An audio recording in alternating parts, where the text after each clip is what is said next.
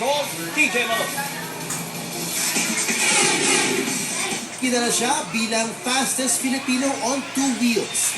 4 na gulang pa lang si Michael Buncho Napakagaling niya. nang matutong magmotor. Patunay ng kanyang galing ang 4 na beses na pagiging National Superbike Champion. Ilang beses nang naaksidente si Buncho habang nagkakarera, pero palagi nakakaligtas. Pero kahapon, habang nag-time trial sa Clark Speedway Circuit, naaksidente ulit si Buncho. That steel rod, no, maybe around 6-7 inches, no, was the one that pierced the body. Nadala pa sa UST Hospital si Buncho, pero kahapon, pumanaw na siya. We're not ready for this. We have so much big plans for Michael. Sa isa sa mga huling panayam ni Michael sa Local.ph, ipinaliwanag niya ang naibang pagmamahal niya sa napiling sport.